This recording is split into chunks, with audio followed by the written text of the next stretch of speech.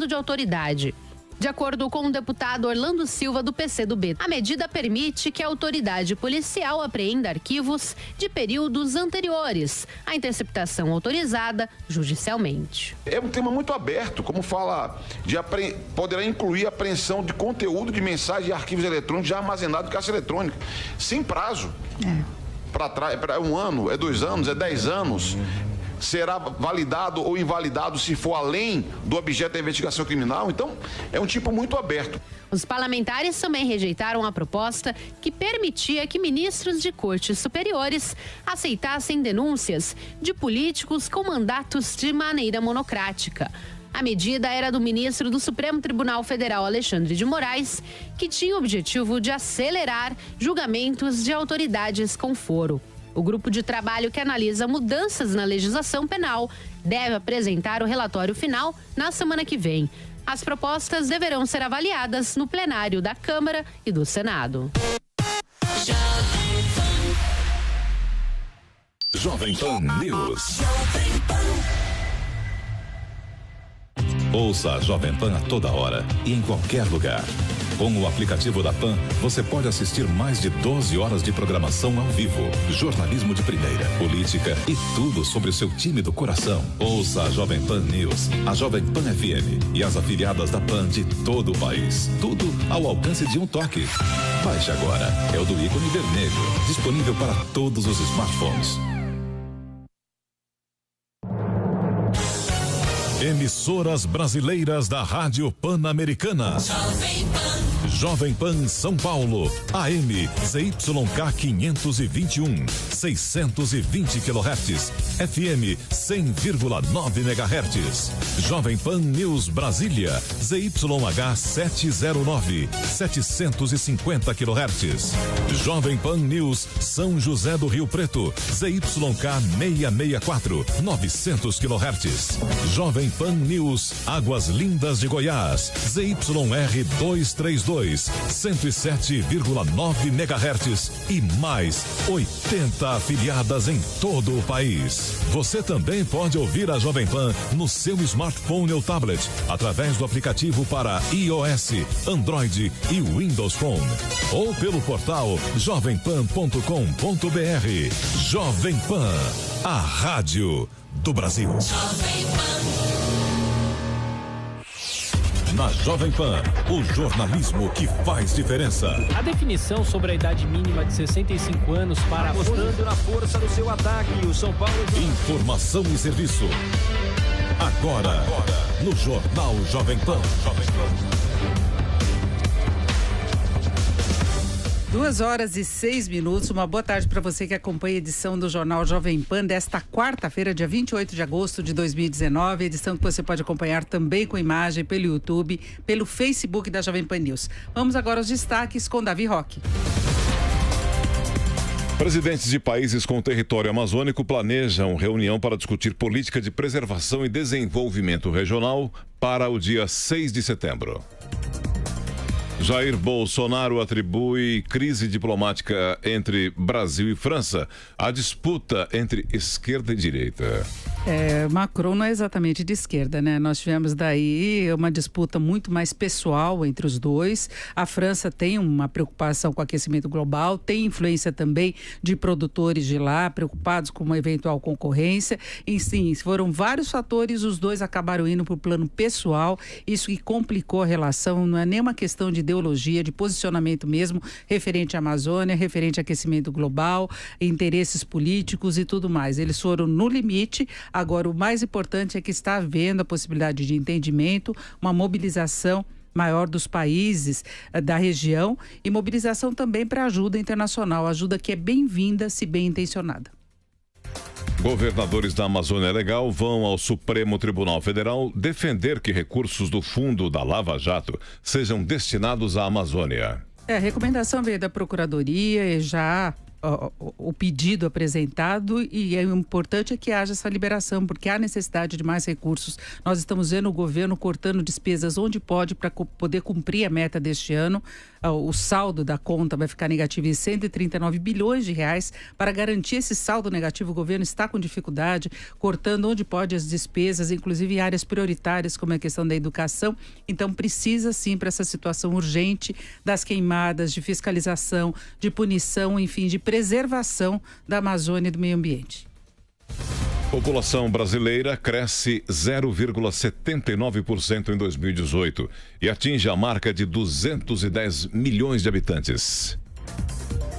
Ministro de Minas e Energia, Bento Albuquerque, afirma que o governo está prestes a apresentar proposta de privatização da Eletrobras ao Congresso Nacional. A estatal está na lista das empresas que serão privatizadas, que foi apresentada na semana passada pelo Ministério da Economia. A Eletrobras não conseguiu aquele aporte de recursos que deveria ter sido autorizado pelo Congresso, mas Rodrigo Maia, presidente da Câmara, disse que estará empenhado na aceleração da privatização. É importante a Eletrobras está trabalhando aí no sentido de ajustar as finanças, mas não tem capacidade de ampliar os investimentos numa área estratégica para o país, que é a área de energia. Relator da reforma da Previdência no Senado, Tasso Gereissati, lê parecer favorável à aprovação da matéria na Comissão de Constituição e Justiça. Pelo relatório de Tasso Gereissati, fica preservada a essência do texto que foi apresentado e aprovado pela Câmara, sem grandes modificações que alterem a previsão de economia de despesas do sistema previdenciário, só que ele foi além. Ele está propondo algumas alterações numa PEC paralela, que deve incluir também estados e municípios. Isso é fundamental quando se pensa no ajuste mesmo das finanças do setor público, para que não haja qualquer interrupção na tramitação e o texto tenha de voltar à Câmara. Então, há esse compromisso por parte do Senado, é aguardar agora as votações. Secretaria de Saúde confirma a primeira morte por sarampo na cidade de São Paulo em 22 anos. E o governo está quase encerrando a vacinação, o período de vacinação, e não atingiu a meta. Muita gente está se descuidando, mesmo com os sucessivos casos que estamos vendo. O problema tem aumentado muito, é o primeiro caso de morte, mas muita gente está contraindo a doença e a vacina está disponível. Rainha Elizabeth II aceita pedido do primeiro-ministro Boris Johnson para suspender o parlamento britânico até o dia 14 de outubro. Esse pedido é para viabilizar as decisões referentes ao Brexit. Boris Johnson defende a separação com a União Europeia desde o início, foi um dos defensores na campanha quando houve o plebiscito e agora ele quer ter mais margem de manobra para levar adiante um eventual entendimento ou, segundo ele já sinalizou, a possibilidade de uma separação mesmo sem acordo.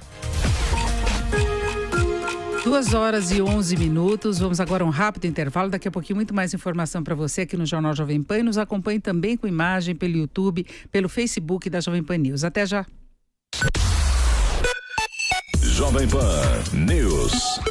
Jovem Pan. Saúde. Saúde das crianças. Doutor Paulo Pac.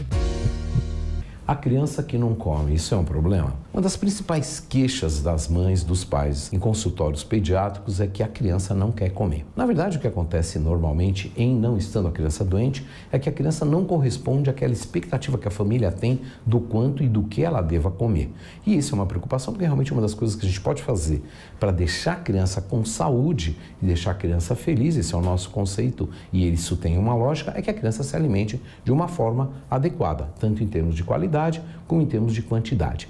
E é aí que a coisa pega. A criança tem tradicionalmente preferência, por uma questão até instintiva, por os doces, pelas verduras, pelas frituras e pelas gorduras. Essa preferência por esses três elementos acaba fazendo com que, em não comendo aquilo que a gente sabe que é mais saudável, os pais tentem compensar de alguma forma. Então, meu filho não comeu aquela comida que eu fiz com legumes, com grãos, com uma carne, então eu vou dar para ele aqui um pastel frito, porque eu sei que isso ele vai aceitar. A gente não deve premiar a indisciplina alimentar. Quando uma criança não come, a gente sabe que ela vai comer ou já comeu. Não há aquela criança que deixe de comer e fique sem comer. E o nosso papel é só oferecer aquilo que a gente acha que naquele momento seja o adequado para a criança. A criança não pode passar de mais de 3 a 4 horas sem se alimentar durante o dia, e a alimentação deve obedecer todos aqueles grupos alimentares que a gente sabe que fazem parte de uma alimentação saudável que vai promover um crescimento adequado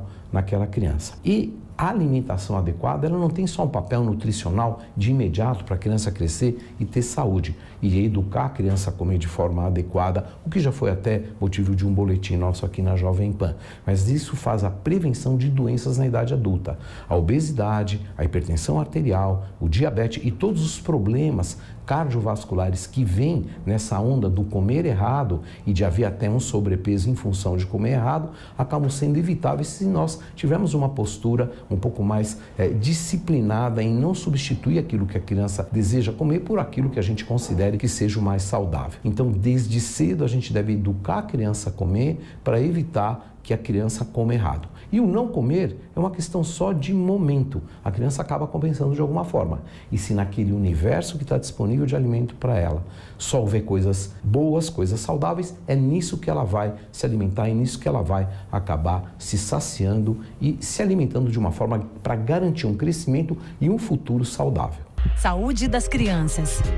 Dr. Paulo Pack.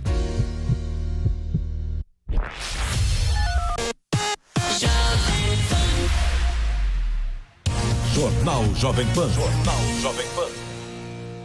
2h14. Seguimos aqui com o Jornal Jovem Pan, que você pode acompanhar também com imagem pelo YouTube, pelo Facebook da Jovem Pan News. Vamos agora a Brasília, vamos falar com a Luciana Verdolin. Luciana, boa tarde.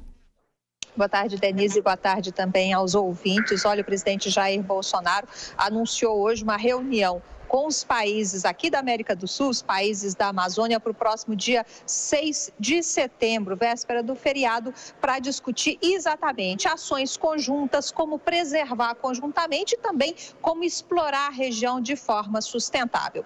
Todos os países serão convidados, menos a Venezuela, como fez questão de ressaltar o presidente brasileiro.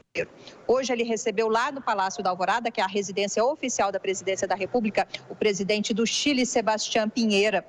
O Chile ofereceu 4 aviões para que eles façam aí o trabalho de controle das queimadas aqui na Amazônia brasileira. O Chile também ofereceu brigadistas, cerca de 30 homens, e a expectativa é muito positiva com o trabalho que está sendo feito.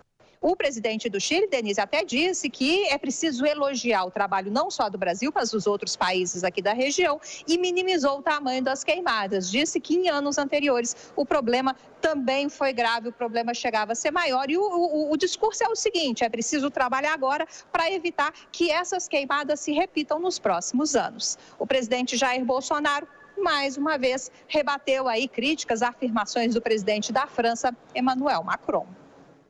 No meu entendimento, houve um aproveitamento por parte do seu presidente Macron para se capitalizar perante o mundo como aquela pessoa única, exclusiva, interessada em defender o meio ambiente. Essa bandeira não é dele, é nossa, é do Chile, é de muitos países do mundo. Afirmou também, Denise, que não adianta ficar oferecendo dinheiro com interesses aí, questionando a soberania nacional, porque o Brasil não estaria à venda. E a Alemanha, em especial, e a França estavam comprando a nossa soberania à prestação. Deixei bem claro isso aí. E quando vocês olham para o tamanho do Brasil, a 8ª economia do mundo, parece que 20 bilhões de dólares é o nosso preço.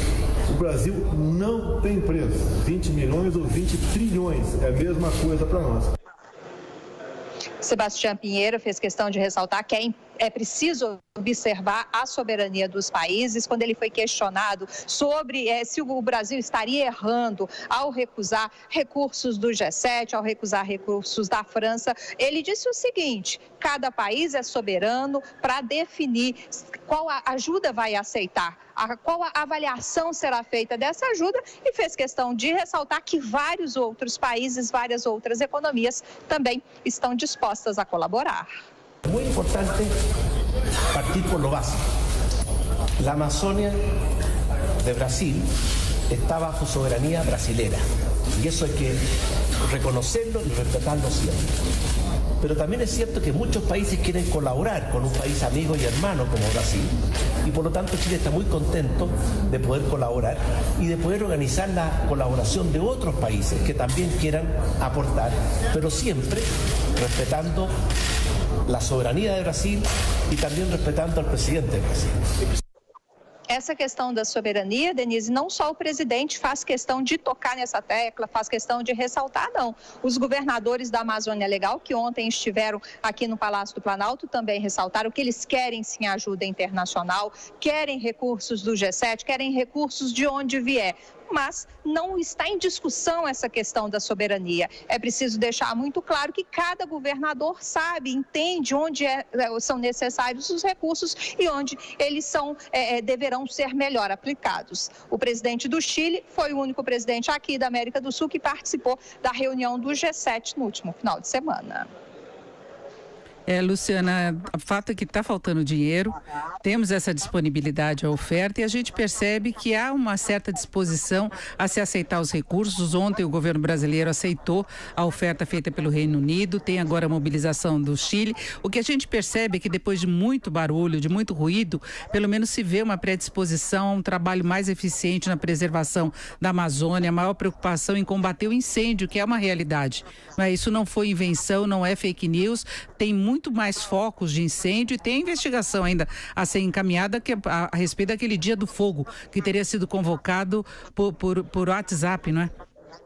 E tem uma reclamação grande, Denise, de que o governo saberia com antecedência dessas ameaças, pelo menos 2, 3 dias antes. Ele teria informações, a Polícia Federal teria informações de que esse dia do fogo aconteceria. O grande questionamento é porque não se fez nada para evitar essa queimada, né? Essa ação criminosa para colocar fogo nas regiões, sejam desmatadas, sejam ali às margens das rodovias federais. O discurso do governo ainda está bem elevado, né? As críticas são muito grandes ao presidente da França, mas já há uma sinalização, sim, de que todo recurso que vier é importante. Aí o governo está explicando o seguinte: as ofertas que forem feitas serão analisadas pelo governo brasileiro. Ok ou não aceitar. E também tem aquele questionamento, né, de que a oferta do G7 teria sido pequena demais para o tamanho aí, para a importância desses países aí, os 7 países mais ricos do mundo. Pelo menos por enquanto, o presidente Jair Bolsonaro mantém o entendimento de que só vai conversar com a França, só vai manter relações, pelo menos com o presidente francês. Ele disse que não tem nada contra o país e sim apenas contra o presidente francês. Ele só vai retomar essas relações depois que Macron se desculpar por tê-lo chamado de mentiroso e também por conta lá das afirmações de que é necessária a defesa em torno da internacionalização da Amazônia. E o presidente Bolsonaro apagou o tweet dele em que ele comentava uma outra postagem que falava da esposa de Macron, não é? O presidente Bolsonaro apagou, né? Ele dava risada e falava pro internauta não ser cruel, não é? Mas isso foi apagado. E pegou muito mal, né, Denise? Porque está parecendo aí conversa, briga de internet, bate-boca via redes sociais, não ajuda na diplomacia. A avaliação aqui do Palácio do Planalto é de que é preciso realmente baixar o tom, acalmar na hora de rebater afirmações, ter um pouco mais de calma, de tranquilidade, porque na verdade a gente está precisando de ajuda. Toda ajuda financeira é bem-vinda, porque aí o Ministério da Economia liberou recursos para o Ministério da Defesa, mas numa dificuldade danada, né? Então, assim, o cofre está praticamente vazio, então tudo que vir de ajuda internacional é bem-vindo. É preciso só ajeitar esse discurso, ajeitar essas questões ideológicas e tentar baixar o tom dessa briga mesmo do presidente Jair Bolsonaro com o presidente da França. Luciana, para fecharmos, o ministro Ricardo Salles está hospitalizado ainda. Ele passou mal ontem à noite, foi internado na unidade de tratamento intensivo e, por enquanto, nós não temos nenhum boletim atualizado. Vai sair agora à tarde, né? 16 horas, que é a previsão. Saiu um boletim mais cedo, apenas dizendo que o ministro deu entrada no hospital com problemas, reclamando de dores, mas que na hora do boletim, acho que esse boletim saiu por volta de 6, 7 horas da manhã, ele estava sem dor, mas os médicos analisaram que o correto, o mais cauteloso nesse momento, seria manter o ministro lá no hospital para que ele fizesse exames. A expectativa é de que esse boletim médico seja divulgado logo mais às 4 horas da tarde. Logo cedo, o presidente, durante o encontro do presidente Jair Bolsonaro com o presidente do Chile, Sebastião Pinheiro, o presidente foi até questionado, porque tem aí um comentário circulando aqui em Brasília de que o ministro teria tido um infarto. O presidente disse que não tem informações, que nem sabia que Ricardo Salles teria sido internado, mas que acredita que vai estar tudo bem, porque o ministro é jovem, é saudável, e então a gente está esperando o próximo boletim médico. Para ele estar na UTI, ele deve ter causado pelo menos preocupação nos médicos, né? Nós vamos acompanhar então o boletim às 16 horas. Por enquanto, muito obrigada, Luciana. Boa tarde. Boa tarde, Denise. 2 horas e 23 minutos, seguimos com esse assunto, seguimos em Brasília, mas agora nós vamos falar com o Antônio Maldonado. Os governadores foram ao Supremo a respeito da liberação dos recursos. Maldonado, boa tarde. Boa tarde, Denise. Boa tarde a todos. Não só os governadores, viu, Denise? O presidente da Câmara, o deputado Rodrigo Maia, o presidente aqui do Senado Federal, o senador Davi Alcolumbre, que é presidente também do Congresso Nacional, todos eles estiveram ali reunidos com o ministro Alexandre de Moraes. Por quê? O ministro Alexandre de Moraes, ele é responsável por dar uma decisão que bloqueou o dinheiro que está reservado naquele fundo da Petrobras, cerca de 2 bilhões e meio de reais que estão naquele fundo, de dinheiro recuperado pela Petrobras, pela Lava Jato, na verdade, a partir de um acordo entre a Petrobras e o governo norte-americano. Então, esse dinheiro está parado numa conta para decidir o que será feito com esse montante. Aí, no início da semana, a Procuradora-Geral da República, Raquel Dodge, pediu que cerca de 1 bilhão e 200 milhões de reais desse montante aí, recuperado pela Lava Jato, fossem utilizados, empregados aí no combate aos incêndios e ao desmatamento na Amazônia. Depois disso, o presidente da Câmara, deputado Rodrigo Maia, também fez o mesmo pedido, para que cerca de 1 bilhão e 200 milhões de reais, ele também considerou um montante menor, podia ser até cerca de 800 milhões, fossem enviados, então, para combater os incêndios e o desmatamento. Depois, o governo sinalizou ali, por meio de alguns ministros, que poderia abrir mão de cerca de 500 milhões de reais. Então, o ministro Alexandre de Moraes, que é o responsável por essa decisão, que bloqueou esse dinheiro, que mantém esse dinheiro bloqueado numa conta da Caixa Econômica Federal, ele reuniu aí os agentes interessados, então os presidentes da Câmara e do Senado, os governadores e também aí alguns representantes do governo, como representantes da Advocacia Geral da União, e até mesmo a ministra Tereza Cristina esteve com o ministro Alexandre de Moraes ao longo da manhã de hoje. A gente acompanhou essa reunião para ver se saía alguma decisão concreta da reunião, mas o que a gente não saiu nada, ninguém conversou com a imprensa. Alguns governadores falaram que esperam aí a liberação de cerca de 1 bilhão de reais para o combate aos incêndios desse montante, mas nada ainda foi decidido. A expectativa é que o ministro Alexandre de Moraes dê uma decisão ainda hoje ou até amanhã sobre aí a liberação desse montante para combater os incêndios da Amazônia. Um montante que é, assim, mais de 10 vezes maior do que o que foi oferecido pelo G7. Então, o impacto da utilização desse dinheiro, em que inclusive a Procuradora-Geral da República, Raquel Dodge, pede que seja empregado em ações permanentes de combate a incêndio e ao desmatamento, e não simplesmente uma ação pontual ali para resolver o problema que acontece agora. Esse é o pedido da Procuradora-Geral da República, tem pedido aí da Câmara dos Deputados, tem posicionamento da Advocacia Geral da União, e o que o ministro Alexandre de Moraes fez hoje foi tentar ouvir todas as partes envolvidas para decidir de uma maneira que agrade aí, pelo menos, a grande maioria dos agentes que fazem parte, governadores, agentes públicos, enfim, todo mundo que está querendo solucionar esse problema lá da Amazônia, resolver, né, diminuir os focos de incêndio, acabar com os focos de incêndio e também diminuir o desmatamento na região. E esse fundo já criou muita polêmica. Originalmente, a Lava Jato queria ficar com os recursos para manter um fundo para bancar as investigações que tendem a prosseguir ainda por um bom tempo. O Ministério da Educação também solicitou uma liberação de parte desse dinheiro, porque precisa cobrir despesas. É um dos ministérios que mais sofreu com o contingenciamento. Agora, nós temos um problema urgente relacionado agora à Amazônia. E a informação, por exemplo, de Mato Grosso, é que as queimadas atingiram quase toda a terra indígena de 219 mil hectares. Cada hectare dá 10 mil metros quadrados. Isso em Mato Grosso, a informação é do IBAMA e a Polícia Federal fazendo uma operação para tentar identificar os criminosos que foram responsáveis pelo fogo. É a reserva de Areões. Então a gente vê que a situação está muito grave ainda, não é?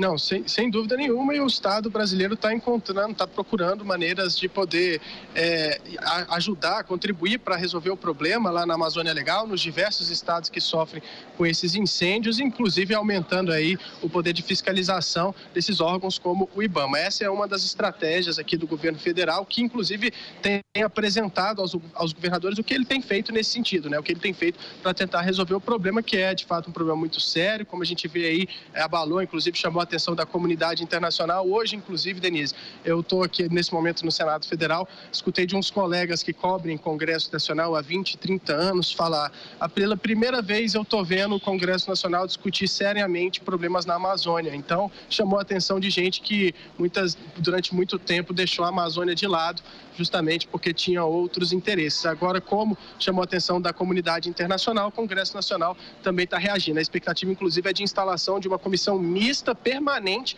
aqui no Congresso Nacional, deve ser instalada ainda na tarde de hoje, com deputados e senadores, justamente para acompanhar a situação na Amazônia. Na verdade, é uma comissão mista de mudanças climáticas, mas a primeira pauta dessa comissão vai ser justamente a situação lá na Amazônia Legal. E, Maldonado, você tem alguns números aí, balanços do Supremo, né? Isso mesmo, Denise. Olha só, o Poder Judiciário custou ao país nada menos, a gente está falando aí de bilhões, liberação aí de 1 bilhão e 200 milhões para combater, para ações permanentes de combate a incêndio lá na Amazônia. O Poder Judiciário, só o Poder Judiciário e todo o Poder Judiciário, as instâncias, tribunais superiores, enfim, Justiça Estadual, Justiça Federal, o Poder Judiciário de forma geral, custou ao país nada menos que 93 bilhões 700 milhões de reais em 2018, o que corresponde a 1,4% do PIB brasileiro. Cerca de 85 bilhões de reais, ou 91% desse orçamento, foram empregados em recursos humanos, como pagamento de pessoal, terceirizados e benefícios. São 450 mil pessoas trabalhando para fazer os conselhos e tribunais funcionarem, sendo mais de 18 mil magistrados, aproximadamente 272 mil servidores e cerca de 160 mil auxiliares. Os 9% do orçamento que não foram gastos com pessoal patrocinaram outras despesas, como serviços de informática, que custaram ao judiciário brasileiro apenas no ano passado nada menos que 2,2 bilhões de reais. Isso mesmo, o judiciário brasileiro gastou no ano passado 2,2 bilhões de reais com serviços de informática. Apesar de todos esses altos custos, o presidente do Supremo Tribunal Federal e do Conselho Nacional de Justiça, ministro Dias Toffoli, lembra da importância do serviço prestado pelo Poder Judiciário para a sociedade brasileira. Esse custo é o custo da pacificação social, é o custo para que os contratos sejam respeitados. O contrato de trabalho do cidadão que todo dia pega o transporte dele, vai trabalhar e ele tem um emprego e o patrão sabe que se destratar ele no emprego, ele pode receber uma ação de indenização por dano moral. Se ele não pagar o salário, ele poderá se socorrer da Justiça do Trabalho. Esses dados estão na 15ª edição do relatório Justiça em Números, que foi divulgado hoje pelo Conselho Nacional de Justiça. O documento aponta que o estoque de processos pendentes de decisão diminuiu 1,2% no ano passado em comparação com a 2017, mas o número de novos processos também caiu e ainda mais, cerca de 1,9%. 38.800.000 processos tiveram baixa no ano passado, ou seja, foram decididos pelos magistrados responsáveis nas instâncias que eles tramitavam. Isso representa um aumento de 3,8% na produtividade do Poder Judiciário de 2017 para 2018, e é como se cada magistrado brasileiro tivesse tomado 8 decisões por dia útil ao longo do ano passado.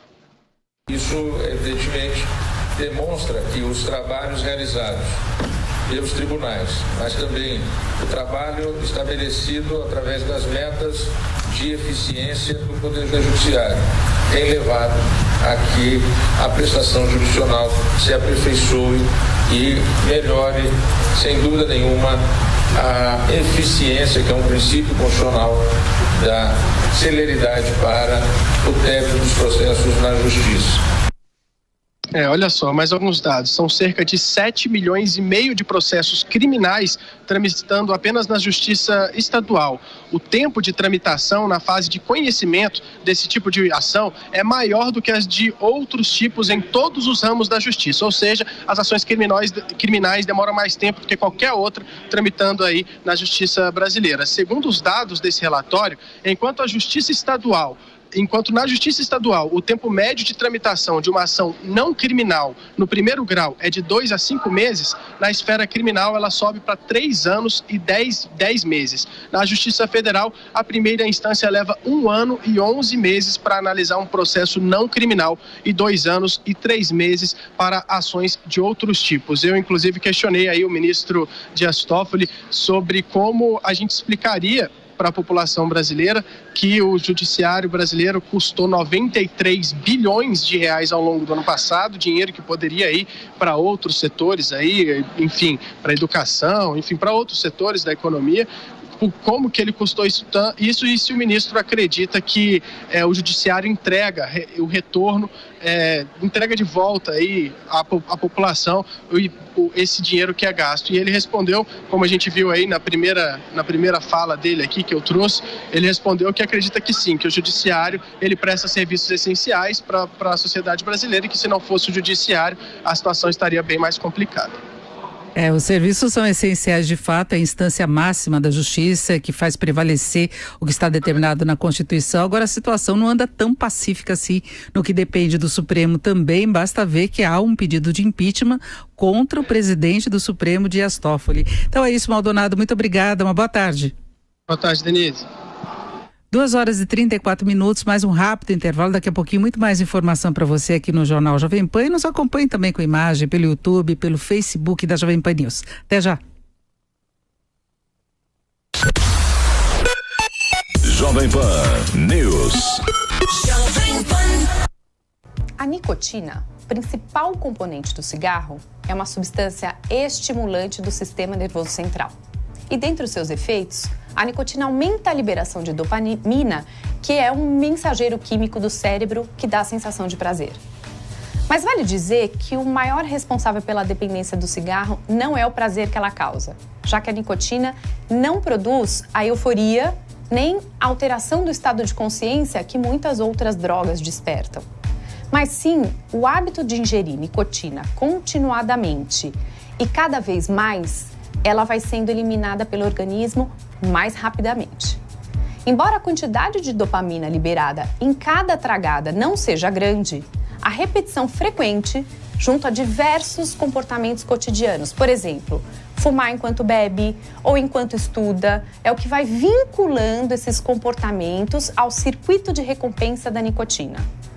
Fatores genéticos, ambientais e sociais, como pais fumantes, pressão dos amigos, anúncios publicitários, juntamente com a ação na nicotina no humor, também contribuem para o início e manutenção do hábito. A dependência da nicotina vem de um conjunto de sintomas cognitivos, comportamentais e fisiológicos, fazendo com que o fumante mantenha o hábito, mesmo sabendo que é ruim. Ainda que não contenham tabaco, os impactos dos cigarros eletrônicos para a saúde a longo prazo não estão claros e, dependendo dos níveis de nicotina e padrões de uso, eles podem sim desencadear os mesmos efeitos e se tornar um hábito tão difícil de parar quanto os cigarros comuns. Entre os tratamentos possíveis para a dependência estão as intervenções farmacológicas, como a reposição de nicotina, que são os adesivos e os antidepressivos, e a psicoterapia. Vale lembrar que os medicamentos podem ser contraindicados para gestantes ou algumas condições de saúde. A terapia cognitivo-comportamental, que utiliza as técnicas de treinamento de habilidades e psicoeducação, também tem demonstrado bons resultados. O tabagismo está relacionado a mais de 7 milhões de óbitos anualmente no mundo. Por isso, deixo aqui o alerta para você ficar bem longe dessa estatística. É o que eu tinha para falar para vocês hoje. Tem alguma dúvida ou quer sugerir algum tema? Escreva para mim, doutoracamila@jovempan.com.br. Até a próxima!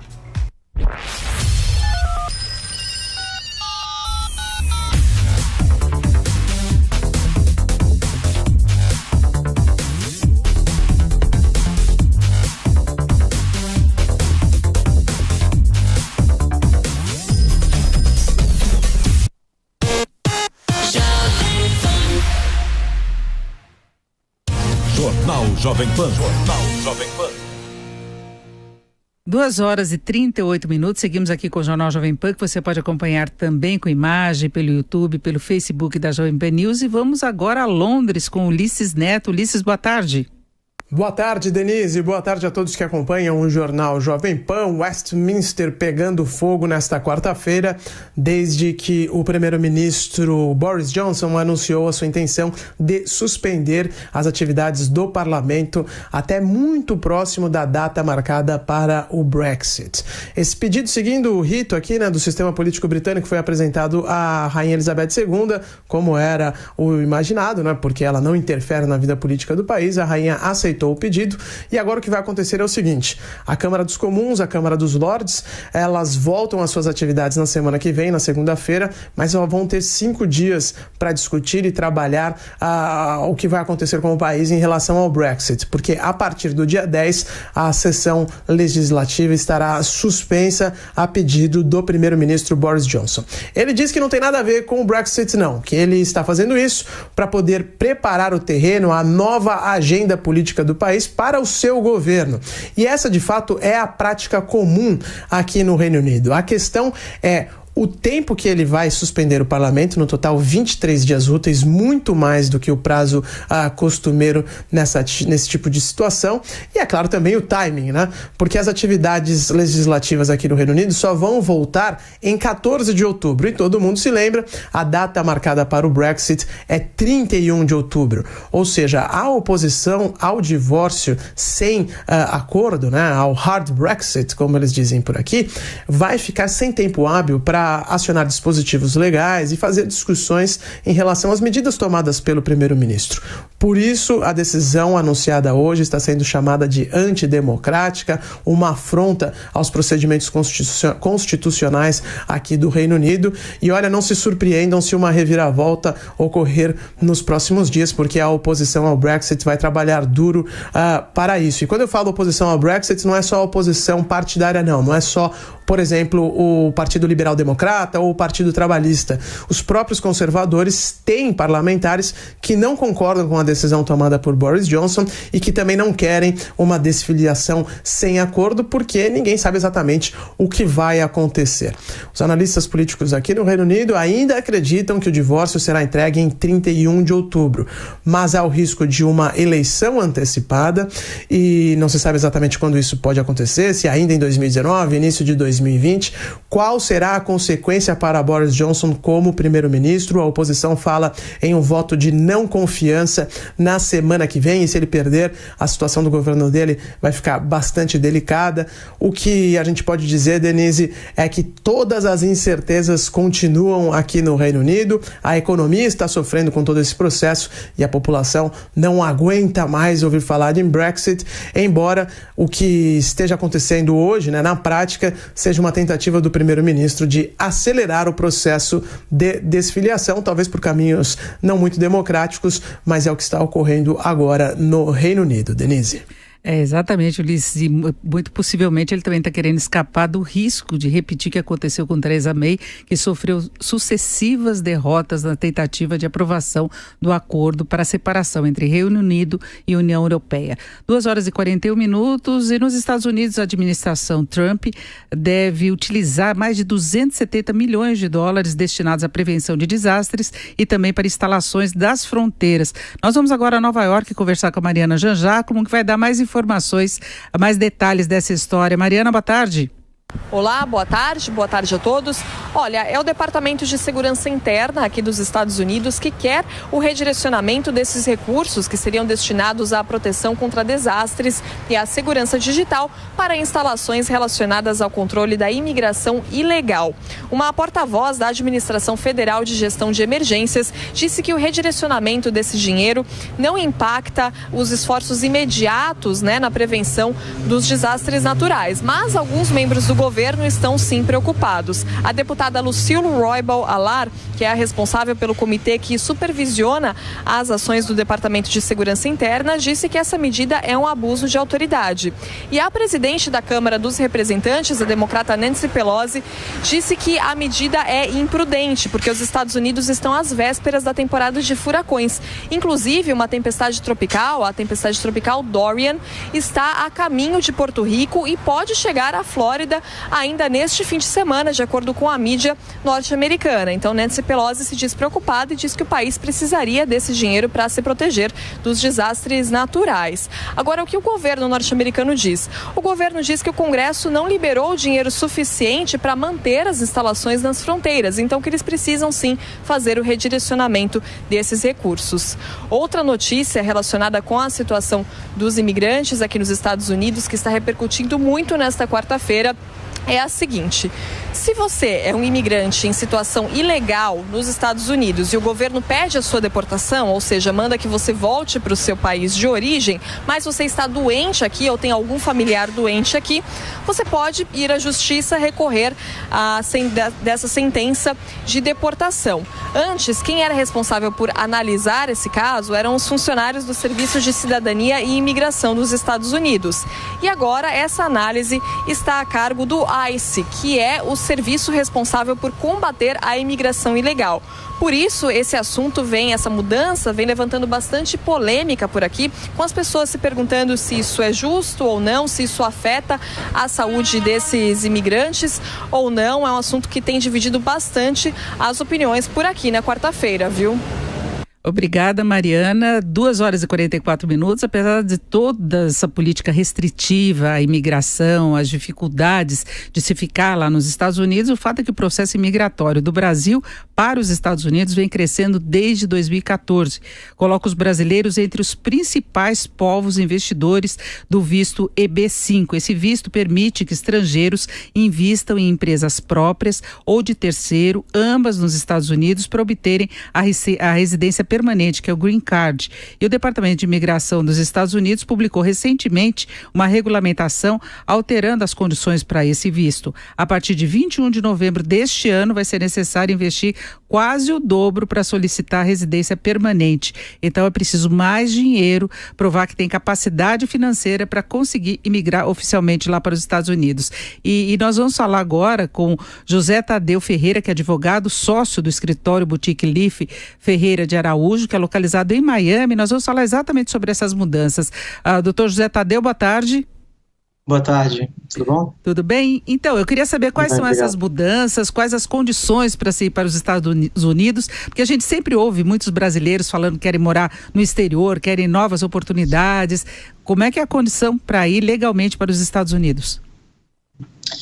Bom, existem diversas opções, são distribuídos basicamente entre as opções de não imigrante, que são temporários, normalmente processos de visto de trabalho, normalmente com um patrocinador, uma empresa americana que tem uma vaga de trabalho, queira importar essa mão de obra, brasileira nesse caso, e essa pessoa tem um diploma, tem uma especialização, algo que possa ser de interesse da companhia americana. Esses são normalmente vistos de curto prazo, em casos 3 anos, até no máximo 6 anos ou 7 anos, dependendo do visto. E aí você tem os vistos de imigrante, que são aqueles vistos que dão o Green Card. né? E aí você tem de EB1 a EB5. Então, o EB5 é esse que você citou agora, que vai sofrer esse aumento muito grande e, portanto, está tendo um aumento de demanda excepcional nesse momento.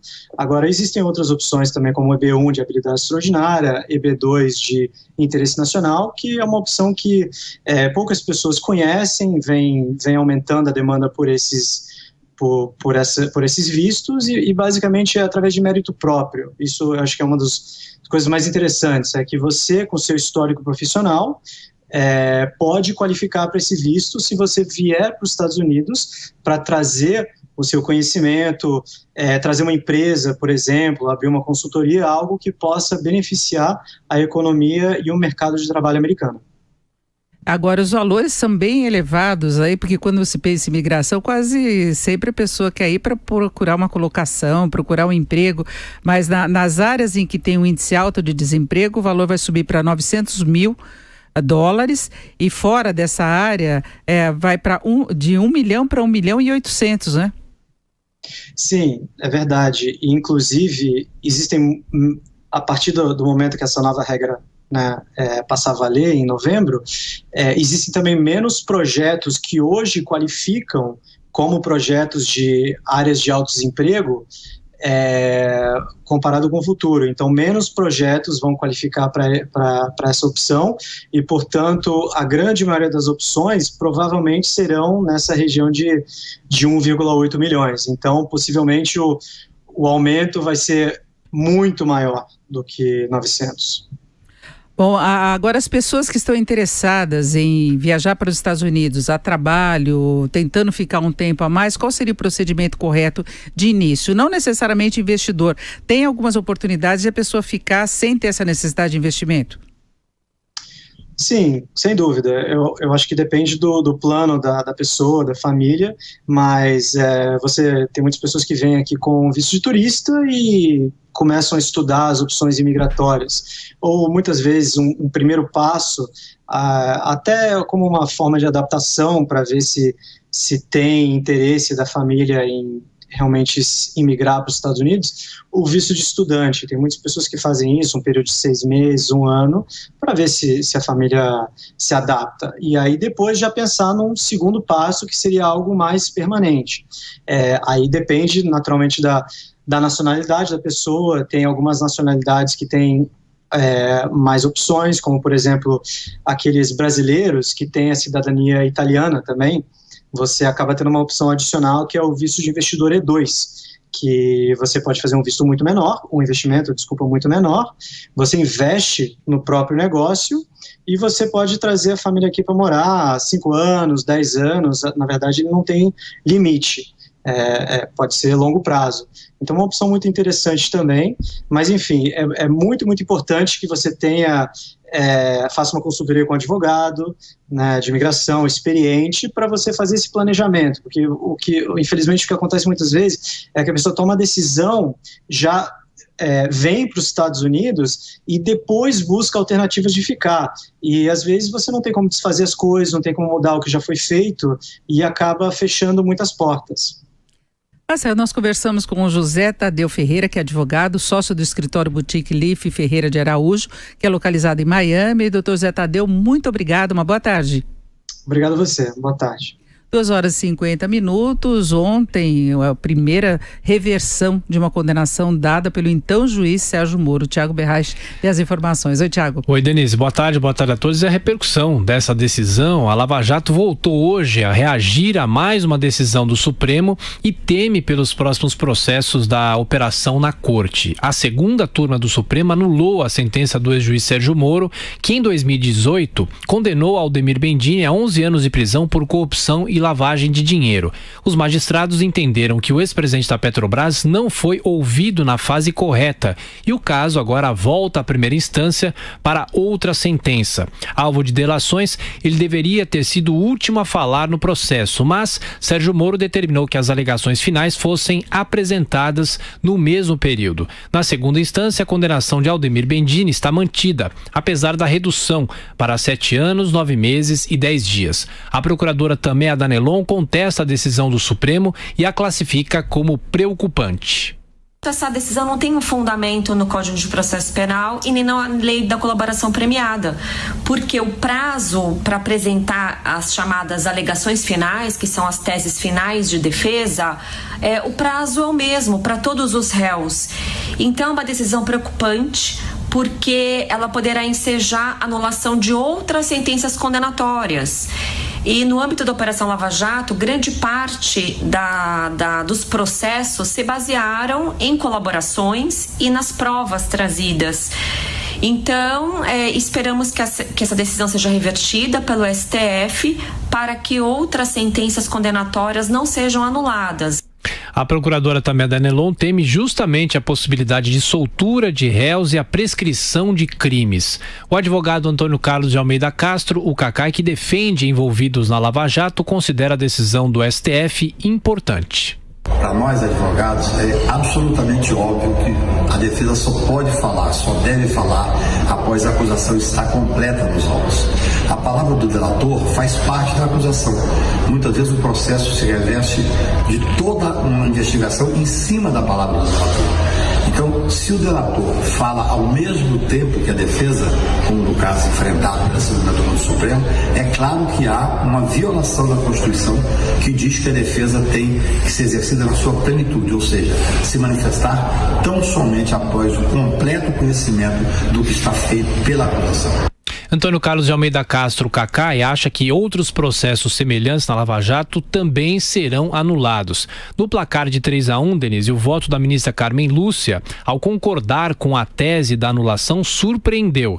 Já a presidente do PT, Gleisi Hoffmann, comemorou a decisão ao comentar no Twitter que as portas para a nulidade do processo de Lula estão abertas. Na opinião da deputada, a situação de cerceamento da defesa é idêntica ao caso de Aldemir Bendini. Denise. Exatamente. A preocupação é essa, a possibilidade de uma decisão semelhante em outros casos, que pode envolver inclusive o ex-presidente Lula, e a posição diferente de Carmen Lúcia, que quando estava à frente lá da direção do Supremo, ela era muito fechada com as decisões da Lava Jato. Ela defendia as decisões, ela votava favoravelmente. Então, pode ser indício de alguma mudança, isso que está preocupando agora os envolvidos na Operação Lava Jato, os procuradores. Obrigada, Tiago. 2h53 e São Paulo registrou a primeira morte por sarampo. Natasha Mazaro, as informações. Boa tarde. Boa tarde, Denise. Boa tarde a todos que acompanham o Jornal Jovem Pan. A vítima era um homem de 42 anos que não tinha registro de vacinas e possuía vulnerabilidade para infecções. Ele era morador de Itaquera, zona leste da capital, chegou a ficar internado no hospital e morreu no dia 17 de agosto. O homem não possuía o baço, órgão do sistema linfático responsável por, entre outras funções, produzir e armazenar células de defesa do corpo. O óbito também é o primeiro registrado no estado, onde não havia mortes provocadas pela doença desde o último surto, em 1997. A capital paulista contabiliza 1.637 casos confirmados de sarampo, que é altamente contagioso e grave. No estado de São Paulo foram confirmados 2.457 casos da doença. Uma campanha de vacinação é realizada pela Prefeitura de São Paulo até sábado, dia 31 de agosto. Ela foi iniciada em junho e é voltada para a população entre 15 e 29 anos. Crianças entre 6 meses e 1 ano também estão sendo vacinadas, Denise. Tem que aproveitar essa campanha, né, Natasha? A gente vê que os casos ainda estão aumentando, o governo não conseguiu atingir a meta de vacinação, tem casos graves, a gente vê que há risco de morte e as pessoas se desacostumaram com essa situação porque o sarampo estava praticamente erradicado. Então as pessoas não sabem, muitas vezes até o médico tem dificuldade de lidar com isso porque nunca viu ninguém com sarampo. Então é preciso tomar muito cuidado e a vacina está disponível, vai e toma a vacina. E ele, aliás, estava fora daquela faixa etária que era prioritária do governo, né? Exatamente. Então a dúvida que fica agora é se a Prefeitura de São Paulo vai manter a campanha de vacinação e abranger para outras faixas etárias, então, a vacina contra o sarampo, então, porque nós tivemos, então, já a confirmação do primeiro óbito aqui na capital paulista. E condomínios, empresas que tenham um caso podem solicitar inclusive vacinação no local para que todos os condôminos possam ser vacinados, prevenindo o contágio da doença, né, Natasha? Muito obrigada. Boa tarde. 2h56. Nós vamos voltar agora aos Estados Unidos, mas agora a participação do Rodrigo Constantino. Boa tarde. Boa tarde. O que mais impressiona nesse caso todo da Amazônia, uma novela ainda longe do fim, é o oportunismo da esquerda em encontrar uma causa nobre para poder, no fundo, atacar Bolsonaro de olho em 2022. Gente que não rega nem a samambaia da tia se descobriu, de repente, ambientalista fanático, morrendo de preocupação com a floresta amazônica. É tanta preocupação que estão dispostos até a ignorar a fala colonialista de Macron, que chegou a sugerir a internacionalização jurídica da Amazônia, um grave ataque à nossa soberania nacional. Tudo para bater no presidente, que nem 9 meses de governo completou e já surgiu como o grande responsável pelas queimadas e desmatamento que ocorrem há décadas na região.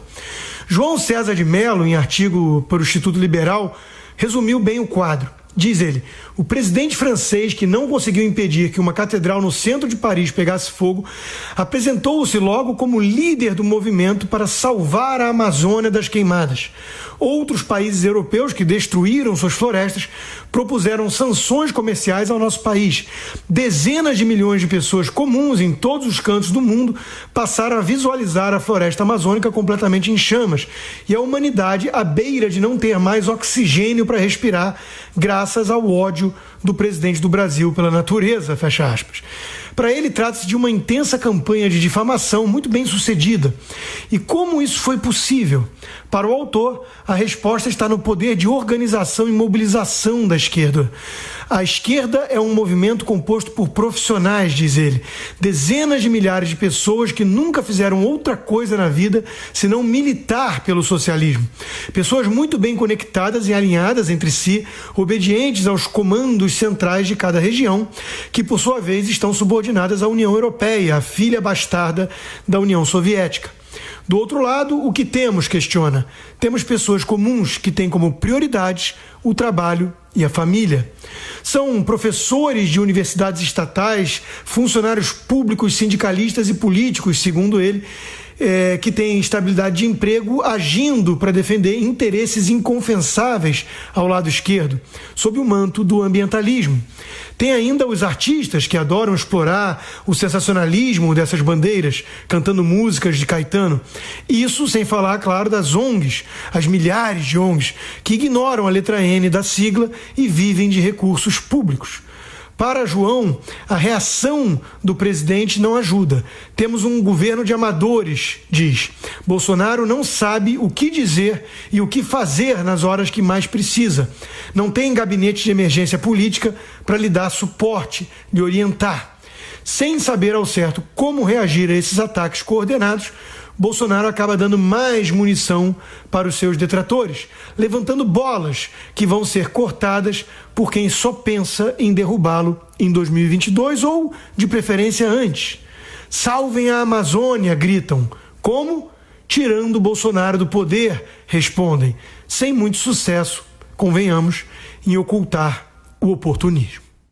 Em meio a todo esse noticiário pesado, a gente pode desestressar com algumas notícias que vêm lá da Europa. Tem a tomatina na Espanha, em Valência, onde as pessoas ficam arremessando tomates entre elas. Quem está nos acompanhando por imagem pode ver muita gente participando mesmo. Isso acontece, essa festa, na última quarta-feira do mês de agosto, todos os anos. A gente pode acompanhar o caminhão e as pessoas se divertindo aí jogando tomate. Imagina a situação aqui no Brasil hoje, o pessoal querer desabafar das divergências políticas que a gente vê jogando tomate. Também pessoal que já de futebol, tem alguns torcedores aí que estão bem felizes hoje, também aproveitariam isso.